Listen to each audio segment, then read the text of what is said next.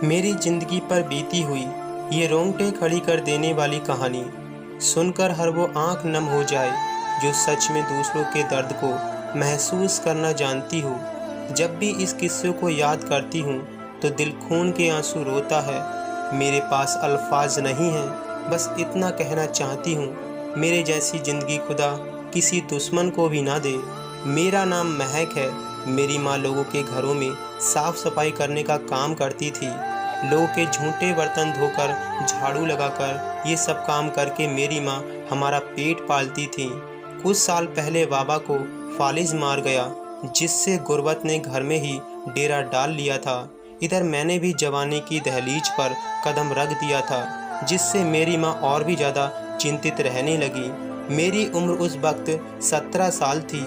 मैं खूब पढ़ना चाहती थी, लेकिन जब मैं अपने घर के हालात देखती तो मुझे बहुत दुख होता था कि मेरी माँ कितनी मेहनत करके हमारा पेट पाल रही हैं।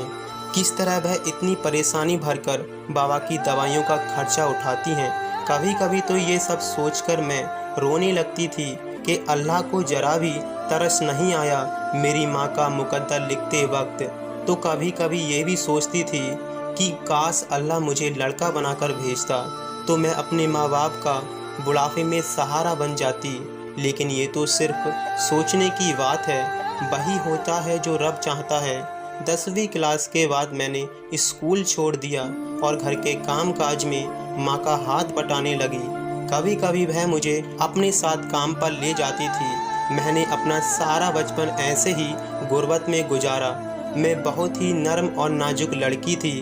दूधिया रंग निहायत ही खूबसूरती थी। वक्त गुजरता रहा, मैं 20 साल की हो गई। मेरी रंगत देखकर रिश्ते आने लगे, लेकिन ये क्या, सभी को खूबसूरती के साथ साथ माल भी चाहिए था, और माल देने का बजट मेरी माँ का बिल्कुल नहीं था। एक दिन मेरे लिए एक रिश्ता आया कि माँ ने झट से हाँ कर दी। मैं हैरान थी कि माँ ऐसा क्यों कर रही है। जब मैंने माँ से पूछा तो माँ ने बताया कि कोई बकार नाम का लड़का है, बहुत ही अच्छा लड़का है, मेरे एक दोस्त के जानने वालों में से है। उसने बताया कि लड़का अकेला है, उसका कोई भाई नहीं है, 2 बहनें हैं जिनकी शादी हो चुकी है। वह अपनी माँ के साथ ही रहता है, बाप नहीं है, बस इतनी सी फैमिली है। अगर तुम्हारी शादी उसके साथ हो जाए तो मुझे उम्मीद है तुम हमेशा खुश रहोगी। अच्छे लोग हैं, दिल के भले हैं, मुझे तो अच्छे लगे हैं। बाकी तुम बता दो तुम्हारा क्या ख्याल है। मैं भी सुनकर खुश हो गई कि शायद मेरी किस्मत बदलने वाला कोई आ चुका है। उन लोगों ने बोला कि हम लोग सादगी से निकाह करके अपनी बच्ची को ले जाएंगे और आप दहेज वगैरह की टेंशन मत लीजिएगा। हमारे घर में अल्लाह का शुक्र है, हर चीज़ मौजूद है। मेरी अम्मा बाबा इस बात से बहुत खुश हुए कि शुक्र है उन लोगों ने दहेज नहीं मांगा, अगर मांग लेते तो हम किधर से पूरा करते।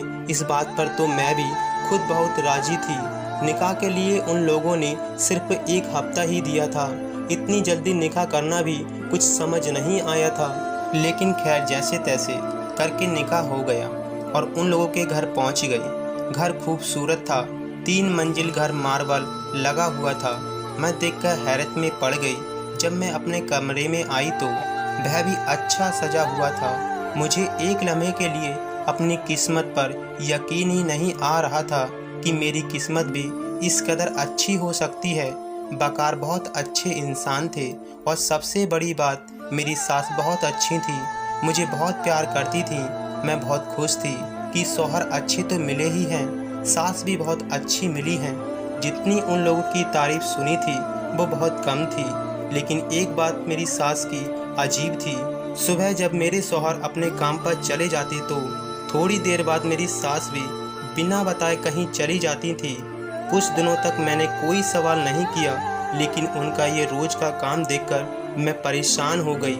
आखिर ये कहाँ जाती हैं। और एक दिन मैंने, दोस्तों इस कहानी का पार्ट 2 आप देखना चाहते हैं तो हमें कमेंट करके ज़रूर बताएं। कहानी पसंद आई हो तो इसे लाइक करें, और चैनल पर आप नए हैं तो सब्सक्राइब कर लें, ताकि इस तरह की अच्छी अच्छी कहानियाँ आप तक ज़रूर पहुँचें।